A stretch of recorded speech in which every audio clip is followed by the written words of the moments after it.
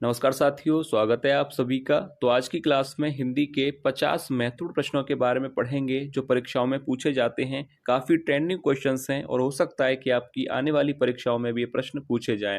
अगर आप आज के 50 प्रश्नों को पढ़ लेते हैं तो आपकी हिंदी की तैयारी काफ़ी अच्छी हो जाएगी और काफ़ी नए प्रश्न आपको सीखने को मिलेंगे। तो चलिए क्लास को शुरू करते हैं और देखते हैं पहला प्रश्न।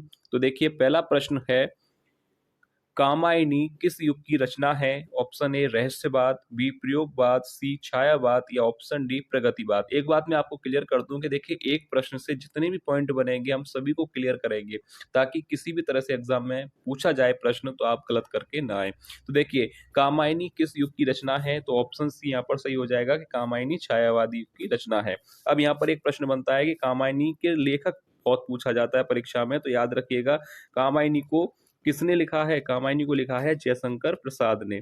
अब दूसरा प्रश्न यहाँ पर बनता है कि कामायनी में कितने सर्ग हैं, यानी सर्गों की संख्या अगर आपसे पूछी जाए तो याद रखिएगा 15 होते हैं। तीसरा प्रश्न ये बनता है कि छायावादी युग के प्रवर्तक किसे कहा जाता है? तो याद रखिएगा इसका भी राइट आंसर होगा जयशंकर प्रसाद। छायावादी युग के प्रवर्तक भी जयशंकर प्रसाद को कहा जाता है। तो इन 4 पॉइंटों को आप क्लियर कर लीजिएगा, 3 ये और एक छायावादी की ये रचना है। ठीक है, क्लियर है आपको?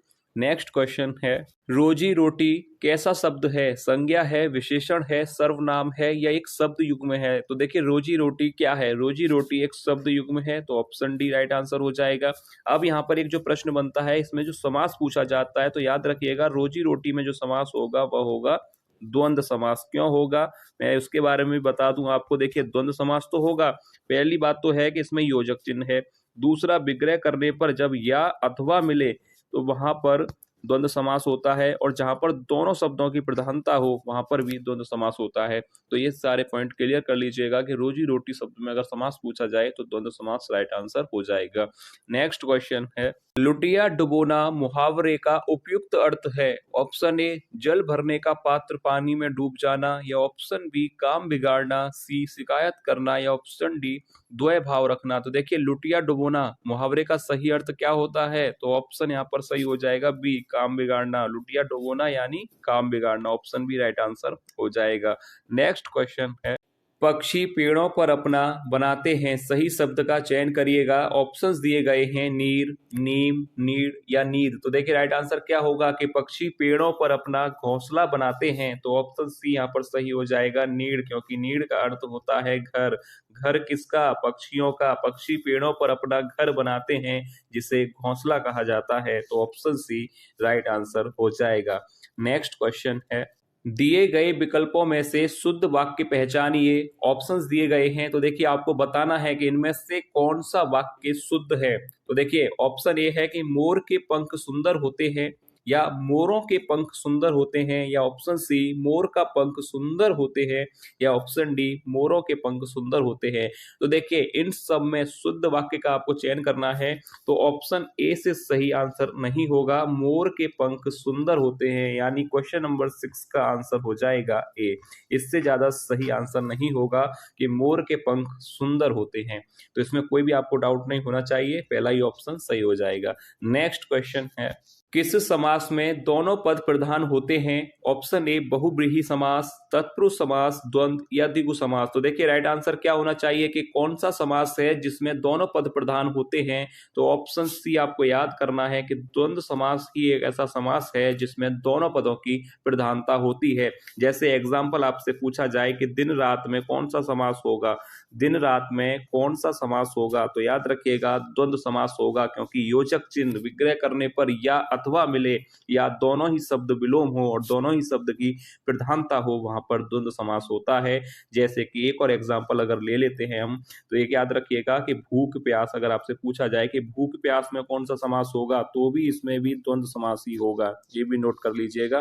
ठीक है, क्लियर है आपको? नेक्स्ट क्वेश्चन है, आरसी का अर्थ होता है परंतु आरसी का अर्थ वैदिक वाणी होता है, तो ये समरूपी भिन्नार्थक शब्द क्या है? ऑप्शन ए कमजोर, बी दर्पण, सी चेहरा या डी मोहित। तो देखिए, एक आरसी का अर्थ अगर वैदिक वाणी है तो आरसी का अर्थ क्या होगा, दोनों को ही नोट कर लीजिएगा। देखिए, जहां पर इस तरह का सा है यानी इस आरसी का अर्थ क्या है, और अगर इस आरती का अर्थ पूछा जाए तो इसका होता है, जब ये वाला सा लग जाए तो इसका अर्थ होता है वैदिक वाणी। ठीक है, ये नोट कर लीजिए, ये इसका अर्थ होगा वैदिक वाणी।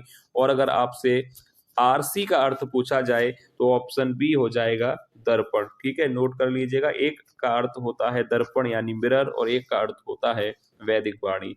अगला प्रश्न है, झगड़ा उसके और मेरे मध्यता में कौन सा कारक है? संबंध, करण, अधिकरण या कर्म कारक? तो देखिए राइट आंसर क्या होगा, यहाँ पर विभक्ति छुपी हुई है। कौन सी विभक्ति है वो देखते हैं कि झगड़ा उसके और मेरे मध्य में था।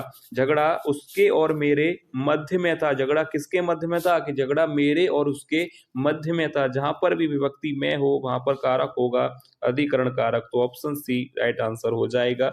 नेक्स्ट क्वेश्चन है, पिता पिता होता है, बताइए कि पिता पिता में कौन सा समास है? तत्पुरुष, द्वंद्व, अव्ययी भाव या कर्मधारय? तो देखिए यहाँ पर राइट आंसर क्या होगा, आपसे प्रश्न पूछा गया है कि पिता डैश पिता में कौन सा समास होगा, ये पूछा गया है। और काफी इंपॉर्टेंट प्रश्न है जिसमें काफी बच्चे इसको गलत करते हैं। तो देखिए पिता डैश पिता में समास कौन सा होगा, यहाँ पर आपने देखा योजक चिन्ह, तो राइट आंसर तो द्वंद्व होना चाहिए, पर ऐसा नहीं है।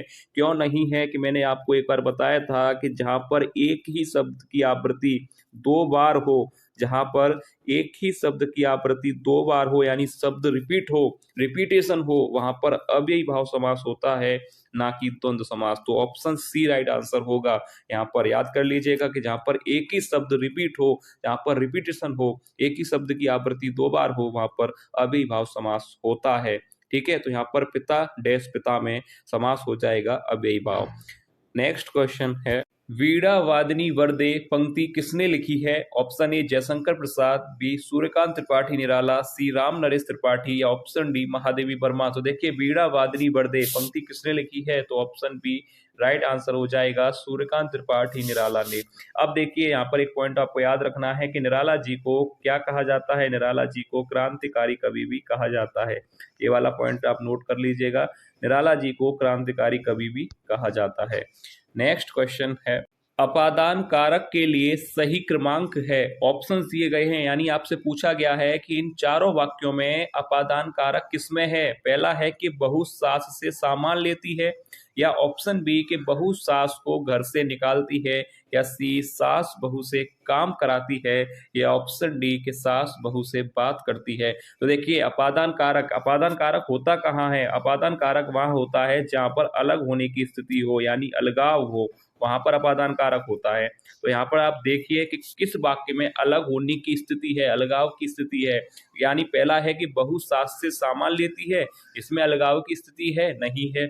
ऑप्शन बी यहाँ पर बिल्कुल सही आंसर लग रहा है, क्योंकि बहू सास को घर से निकालती है। यानी अब आप देखिए कि घर से अलग करना, घर से निकालना, यानी अभी यहाँ पर है सास जो है यहाँ पर घर पर है, अब उसको घर से बाहर निकाला जा रहा है, तो यानी अलगाव, यानी अलग होने का भाव है, घर से निकलेगी, यानी अलग होने का भाव जहां पर भी हो वहां पर अपादान कारक होता है। तो ऑप्शन बी राइट आंसर हो जाएगा। नेक्स्ट क्वेश्चन है, दिए गए विकल्पों में से अपेक्षा का अर्थ कौन सा है? उपेक्षा, अंधकार, अभिलाषा या ऑप्शन डी? तो देखिए राइट आंसर क्या होगा कि इन विकल्पों में से अपेक्षा का विलोम क्या होता है? उपेक्षा। तो पहला ही ऑप्शन यहाँ पर राइट आंसर हो जाएगा।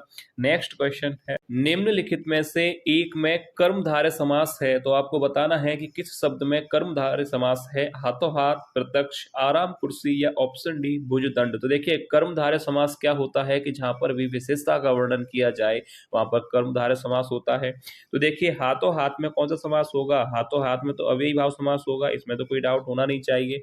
प्रत्यक्ष, आराम कुर्सी, तो देखिए आराम कुर्सी में तत्पुरुष समास होगा, इसमें भी कोई डाउट नहीं होना चाहिए। प्रत्यक्ष में भी अव्ययी भाव समास होगा, क्योंकि जहां पर उपसर्ग का प्रयोग किया जाए वहां पर अव्ययी भाव समास होता है। तो ऑप्शन डी राइट आंसर हो जाएगा भुजदंड। भुजदंड में कर्मधारय समास होगा। नेक्स्ट क्वेश्चन है, जहां शब्दों के अर्थ से चमत्कार स्पष्ट हो वहां कौन सा अलंकार होता है? विभावना, प्रश्न, विवक्षा या अर्थालंकार? तो देखिए सरल प्रश्न है कि जहां शब्दों के अर्थ से, जहां अर्थ से तो वहां पर होगा अर्थालंकार। ऑप्शन डी राइट आंसर हो जाएगा कि जहां शब्दों के अर्थ से चमत्कार स्पष्ट हो वहां पर अर्थालंकार होगा। और अलंकार के बारे में आपको क्या नोट करना चाहिए कि अलंकार को काव्य का आभूषण कहा जाता है, काव्य की शोभा बढ़ाने वाले तत्वों को अलंकार कहा जाता है। एक होता है शब्द अलंकार, एक होता है अर्थ अलंकार, एक होता है उभय अलंकार। तो ऑप्शन यहाँ पर डी इस प्रश्न का राइट आंसर हो जाएगा।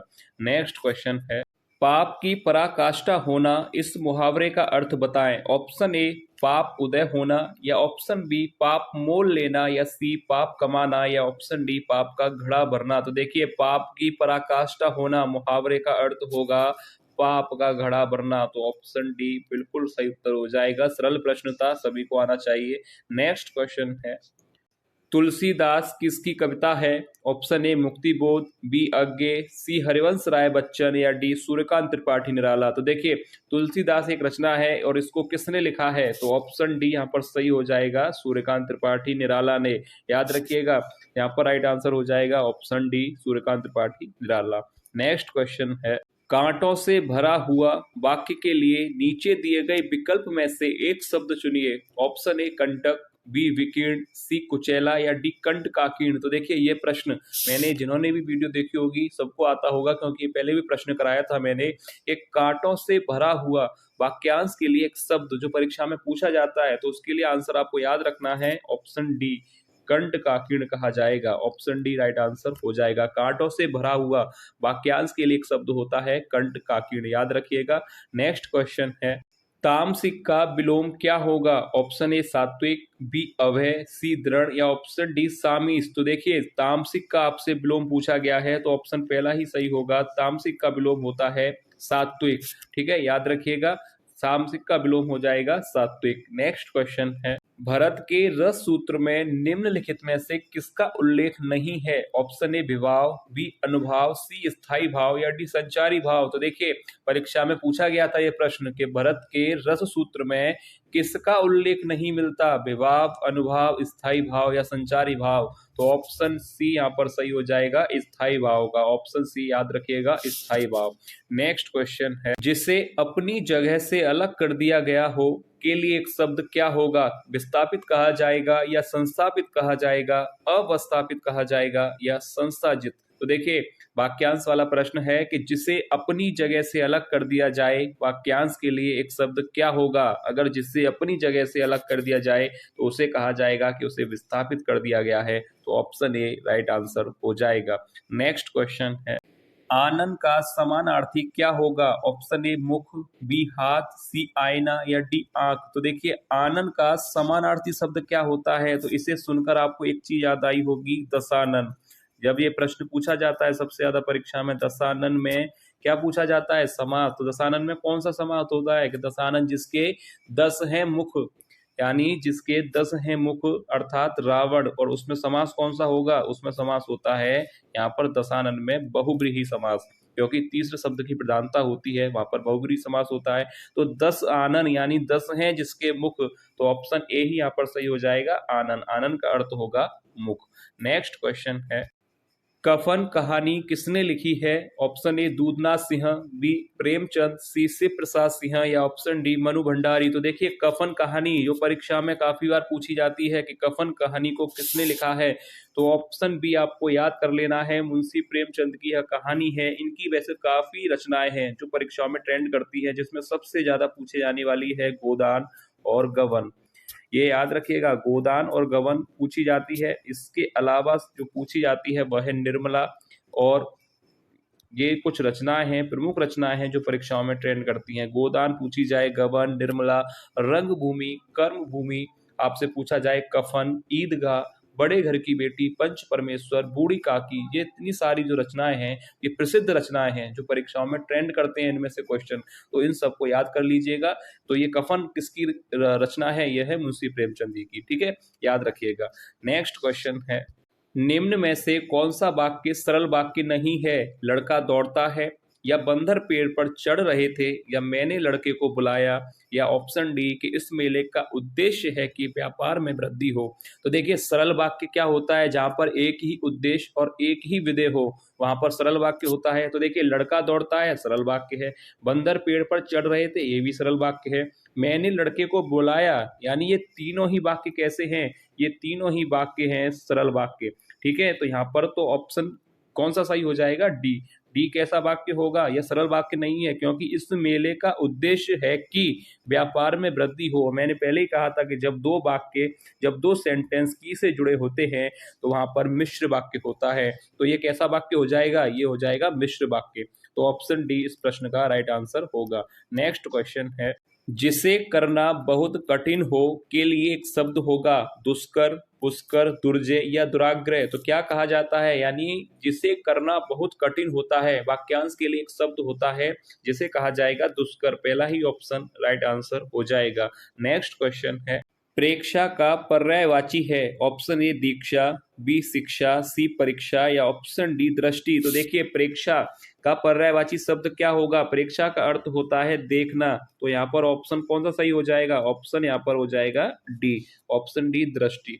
ऑप्शन डी दृष्टि इसका पर्यायवाची शब्द होगा। नेक्स्ट क्वेश्चन है, हास्य रस का स्थायी भाव है। ऑप्शन ए हास, बी रौद्र, सी रति, या ऑप्शन डी बीभत्स। तो देखिए राइट आंसर क्या होगा कि हास्य रस का स्थायी भाव क्या होगा, ऑप्शन ए। जो भी प्रश्न सरल है उसमें ज्यादा समय नहीं लेंगे, तो याद रखिएगा हास्य रस का स्थायी भाव हो जाएगा हास। नेक्स्ट क्वेश्चन है, गोवर गणेश यह किस समास का उदाहरण है, संबंध तत्पुरुष, करण तत्पुरुष, संप्रदान तत्पुरुष, या अधिकरण तत्पुरुष। तो देखिए गोवर गणेश का अर्थ क्या होगा, अगर इसका विग्रह किया जाए तो होगा गोबर से बने गणेश या गोबर से निर्मित गणेश। तो यहाँ पर विभक्ति क्या आएगी, से, और से विभक्ति आएगी, तो ऑप्शन पहला यहाँ पर दूसरा ही सही हो जाएगा, कर्ण तत्पुरुष राइट आंसर हो जाएगा।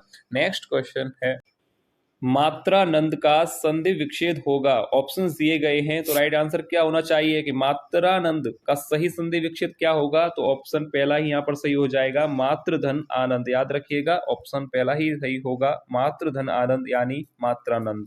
नेक्स्ट क्वेश्चन है, वीरों ने देश के लिए बलिदान दे दिया में कौन सा कारक होगा, संप्रदान, कर्ता, अपादान, या करण। तो देखिए वीरों ने देश के लिए बलिदान दे दिया, तो राइट आंसर हो जाएगा के लिए। के लिए यानी विभक्ति यहाँ पर क्या दी गई है, के लिए, और ये विभक्ति किसकी होती है, ये संप्रदान कारक की। तो ऑप्शन पहला ही राइट आंसर हो जाएगा। नेक्स्ट क्वेश्चन है, वक्ता शब्द का विलोम है। ऑप्शन ए प्रायोजक, बी आयोजक, सी श्रोता, या डी व्याख्याता। तो देखिए वक्ता का विलोम क्या होगा, वक्ता यानी कहने वाला, तो श्रोता यानी सुनने वाला। तो ऑप्शन सी राइट आंसर हो जाएगा, वक्ता का विलोम होगा श्रोता। नेक्स्ट क्वेश्चन है, प्रभाव का हो जाएगा भाव, और प्रथम जो शब्द होगा वो हो जाएगा प्र, तो प्रभाव का भी होगा। तो ऑप्शन डी यहाँ पर सही हो जाएगा। ओढ़ना में कोई भी उपसर्ग का प्रयोग नहीं किया गया है यहाँ पर, क्योंकि अगर ओढ़ना का देखा जाए तो होगा अड़ना, तो इसका तो कोई अर्थ होता नहीं है। तो यहाँ पर ओढ़ना शब्द पूरा एक शब्द है, तो यहाँ पर इसमें कोई भी उपसर्ग का प्रयोग नहीं किया गया। बाकी अपवाद, पराजय, प्रभाविन तीनों ही शब्दों में उपसर्ग का प्रयोग किया गया है, और वो उपसर्ग भी आप देख लीजिए, यहाँ पर अप होगा, यहाँ परा होगा, और यहाँ प्र होगा। तो ये तीनों ही उपसर्ग हैं, पर ओढ़ना में किसी भी उपसर्ग का प्रयोग नहीं किया गया है। नेक्स्ट क्वेश्चन है, राम का मुख चंद्रमा के समान सुंदर है। ऑप्शन ए रूपक, बी यमक, सी अन्य युक्ति, या डी उपमा। सरल प्रश्न है, ज्यादा समय नहीं लेंगे कि राम का मुख चंद्रमा के समान सुंदर है, यानी राम के मुख को किसकी उपमा दी गई है, चंद्रमा की, के उसका मुख चंद्रमा के समान सुंदर है। तो जहां पर उपमा दी जाए वहां पर उपमा अलंकार होगा। नेक्स्ट क्वेश्चन है, मनोरंजन शब्द में कौन सी संधि है। ऑप्शन ए स्वर, बी व्यंजन, सी विसर्ग, या डी इनमें से कोई नहीं। तो देखिए मनोरंजन शब्द का संधि विच्छेद किया जाए तो क्या मिलेगा, मनः, मनः धन रंजन, तो यही मिलेगा। तो जहां पर भी देखिए क्या है, उपसर्ग, उपसर्ग क्या है, यहाँ पर विसर्ग का प्रयोग किया गया है, और जहां पर विसर्ग का प्रयोग किया जाएगा तो वहां पर तो विसर्ग संधि ही राइट आंसर होगा। तो मनोरंजन शब्द में कौन सी संधि होगी, मनोरंजन में संधि होगी विसर्ग संधि। नेक्स्ट क्वेश्चन है, निम्नलिखित में से शुद्ध वाक्य है। ऑप्शन ए कि एक फूलों की माला लाओ, या फूलों की एक माला लाओ, या एक माला फूलों की लाओ, या फूल की एक माला लाओ। तो देखिए यहाँ पर राइट आंसर क्या होगा, तो देखिए अच्छा प्रश्न है जो कंफ्यूज करेगा आपको परीक्षा में कि इनमें से शुद्ध वाक्य कौन सा बताना है। क्योंकि देखिए एक फूलों की माला लाओ, तो ये तो गलत है, क्योंकि यहाँ पर नहीं है कि एक फूलों की माला लाओ। फूलों की एक माला लाओ, ये थोड़ा सही हो सकता है, या एक माला फूलों की लाओ, ये भी गलत है। और या फूल की एक माला लाओ, फूल की माला एक लाओ, तो ये भी गलत है। तो ऑप्शन यहाँ पर बिल्कुल सही है कि फूलों की एक माला लाओ। तो ऑप्शन बी राइट आंसर होगा। नेक्स्ट क्वेश्चन है, तीक्ष्ण का विलोम शब्द है। ऑप्शन ए मंद, बी तीव्र, सी क्षीण, या ऑप्शन डी प्रखर। ऑप्शन ऊपर नीचे हो गया है, कोई बात नहीं। तीक्ष्ण का विलोम शब्द क्या होगा? तो तीक्ष्ण का मतलब होता है तेज, तो ऑप्शन ए ही यहाँ पर सही हो जाएगा, मंद। नेक्स्ट क्वेश्चन है, बैठक शब्द में कौन सा प्रत्यय है? ऑप्शंस दिए गए हैं, तो देखिए ऑप्शन या तो सी सही होगा या ऑप्शन डी, या तो इसमें अक प्रत्यय होगा या क। तो देखिए याद रखिएगा, मैं आपको बता दूं कि कुछ शब्द ऐसे होते हैं, जैसे इसमें आप लोगों को लग रहा होगा कि बैठक में प्रत्यय होगा अक, पर नहीं, यहाँ पर अक प्रत्यय नहीं होगा। क्योंकि अब क्लियर कर लीजिएगा कि कुछ ऐसे शब्द होते हैं कि जिनमें प्रत्यय क होता है, जैसे कि बैठक, बैठक में प्रत्यय होगा क। इसके अलावा कुछ शब्द और होते हैं जिन्हें नोट कर लीजिएगा आप, कि अगर पेपर में आपसे पूछा जाए कि धमक में बताइए या चमक, ये कुछ शब्द हैं जिनमें प्रत्यय का होता है, चाहे धमक हो चाहे चमक हो। चाहे ढोलक में आपसे पूछा जाए कि कौन सा प्रत्यय होगा, या बालक में पूछा जाए, ये कुछ शब्द ऐसे हैं कि जिनमें प्रत्यय होता है क। तो याद रखिएगा, धमक हो, चमक हो, ढोलक हो, बालक हो, या दर्शक के बारे में भी पूछा जाए कि दर्शक में कौन सा प्रत्यय है, तो वो भी प्रत्यय क होगा। तो इन शब्दों को नोट कर लीजिएगा, क्योंकि ऐसे शब्दों में प्रत्यय क होता है, ना कि अक। पर यहीं पर एक और नोट कर लीजिएगा, अगर यहीं पर आपसे लेखक पूछा जाता, हाँ ये भी क्लियर कर लीजिए, अगर आपसे यहीं पर लेखक पूछा जाता कि लेखक में प्रत्यय बताइए, तो क्या होता पता है? उसमें होता अक। लेखक में प्रत्यय होगा अक, बाकी ये जो शब्द हैं इनमें प्रत्यय होगा क। तो ये नोट कर लीजिएगा। थाली का तत्सम रूप है, ऑप्शंस दिए गए हैं, तो थाली का तत्सम रूप क्या होगा? थाली तो एक तद्भव शब्द है और इसका तत्सम रूप होता है स्थाली। ऑप्शन ए यहाँ पर राइट आंसर हो जाएगा। याद रखिएगा, थाली का गलत है, ये थाली, थ्याली, थाली ये सब गलत है। थाली का तत्सम रूप होता है स्थाली, तो ऑप्शन ए राइट आंसर हो जाएगा। नेक्स्ट क्वेश्चन है, सूचिका का तद्भव शब्द है। ऑप्शन ए सूचना, बी क्रम संख्या, या सी सुई, या ऑप्शन डी इनमें से कोई नहीं। तो देखिए सूचिका तो तत्सम शब्द है और इसका तद्भव शब्द होता है ऑप्शन सी। याद रखिएगा, परीक्षा में पूछा गया था कि सूचिका का तद्भव शब्द क्या होता है, तो याद रखिएगा सुई। नेक्स्ट क्वेश्चन है, विस्तार का विलोम बताइए। ऑप्शन ए लघु, बी छोटा, सी सूक्ष्म, या ऑप्शन डी संक्षेप। तो देखिए इस प्रश्न को विस्तार में बताइए, इस प्रश्न को संक्षेप में बताइए, तो विस्तार का विलोम क्या होगा? ऑप्शन डी संक्षेप। Option B D right answer हो जाएगा। नेक्स्ट क्वेश्चन है, वह घर से बाहर गया, इस वाक्य में से कौन सा कारक है? कर्ता, करण, कर्म, या अपादान। तो देखिए से विभक्ति किसकी होती है? से विभक्ति तो करण की भी होती है और अपादान की भी होती है। तो देखिए वाक्य पढ़कर ही एक प्रश्न होगा कि वह घर से बाहर गया, यानी वो अभी कहाँ पर था? वह अभी घर के अंदर था, अब वो घर से चला गया बाहर और घर से अलग हो गया। और जहां पर अलगाव की स्थिति होती है वहां पर अपादान कारक होता है, तो ऑप्शन डी राइट आंसर हो जाएगा। नेक्स्ट क्वेश्चन है, वर्ण का अर्थ नहीं होता है। ऑप्शन ए अक्षर, बी रंग, सी जाति, या ऑप्शन डी सुंदर। तो देखिए वर्ण का अर्थ क्या नहीं होता? तो वर्ण का अर्थ अक्षर भी होता है, वर्ण का अर्थ रंग भी होता है, वर्ण का अर्थ जाति भी होता है, पर सुंदर नहीं होता। तो ऑप्शन डी राइट आंसर हो जाएगा। नेक्स्ट क्वेश्चन है, जिसकी ग्रीवा सुंदर हो, वाक्यांश के लिए एक शब्द है। पार्थिव, सुग्रीव, सुधीर, या सुनील। तो देखिए जिसकी ग्रीवा सुंदर हो उसे सुग्रीव कहा जाता है, तो ऑप्शन बी राइट आंसर हो जाएगा। और ये हिंदी की एक बड़ी परीक्षा में प्रश्न पूछा गया था कि जिसकी ग्रीवा सुंदर हो, वाक्यांश के लिए एक शब्द बताइए, तो सुग्रीव। याद रखिएगा, हो सकता है कि प्रश्न आपकी परीक्षा में भी पूछा जाए, तो जिसकी ग्रीवा सुंदर हो उसे सुग्रीव कहा जाता है। नेक्स्ट क्वेश्चन है, उद्विग्न का संधि विच्छेद क्या है? तो ऑप्शंस दिए गए हैं, तो देखिए यहाँ पर ऑप्शन सरल है, ऑप्शन सी ही सही होगा, उत धन विघ्न। और ये कौन सा किस संधि का उदाहरण है? यह है व्यंजन संधि का उदाहरण। ये तो आपको प्रश्न में ही दिख रहा है कि यह व्यंजन संधि का उदाहरण है, तो नोट कर लीजिएगा। ये संधि विच्छेद पूछा जाए तो ऑप्शन सी राइट आंसर होगा। नेक्स्ट क्वेश्चन है, मेज का सामान्य बहुवचन दिए गए विकल्पों में से कौन सा है? ऑप्शन ए मेजें, बी मेजे, सी मिजे या ऑप्शन डी मेजी। तो देखिए मेज का सामान्य बहुवचन दिए गए विकल्पों में से कौन सा होगा, तो पहला ही ऑप्शन यहाँ पर सही हो जाएगा, मेजे। नेक्स्ट क्वेश्चन है, निम्नलिखित में से कौन सा शब्द पुल्लिंग है। ऑप्शन दिए गए हैं भवदिया, डिबिया, साध्वी या संचालक। तो देखिए भवदिया तो पहले से ही स्त्रीलिंग है, डिब्बा का डिबिया होता है तो डिबिया भी स्त्रीलिंग होगा, साधु का साध्वी होता है तो ये भी स्त्रीलिंग है, तो संचालक कैसा होगा, संचालक पुल्लिंग शब्द होगा, तो ऑप्शन डी राइट आंसर हो जाएगा।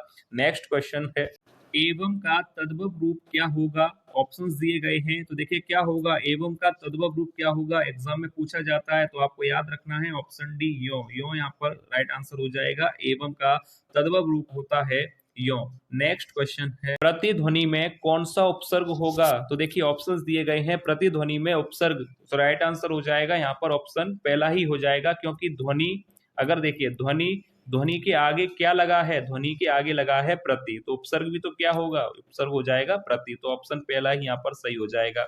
नेक्स्ट क्वेश्चन है, कौन सा पद विकृत नहीं होता। ऑप्शन ए संज्ञा, बी विशेषण, सी अव्यय या ऑप्शन डी क्रिया। तो देखिए कौन सा पद विकृत नहीं होता, वीडियो का लास्ट प्रश्न है, 50वां प्रश्न है, और ऐसे ही मॉक टेस्ट यानी ऐसे ही 50 प्रश्न पढ़ने के लिए, अपनी हिंदी की तैयारी अच्छी करने के लिए चैनल को सब्सक्राइब जरूर कर लीजिएगा और कमेंट करके बताइएगा कि आपके 50 में से कितने प्रश्न सही जा रहे हैं, और इस प्रश्न का आंसर भी आप ही लोग करेंगे, यानी आप लोग कमेंट में बताइएगा कि इस प्रश्न का सही आंसर क्या होगा, कि कौन सा पद विकृत नहीं होता, संज्ञा है या विशेषण, अव्यय है या क्रिया। जो भी राइट आंसर हो आप लोग कमेंट करके बताइएगा। तो चलिए मिलेंगे नेक्स्ट क्लास में और ऐसे ही 50 महत्वपूर्ण प्रश्नों के साथ, तब तक के लिए धन्यवाद।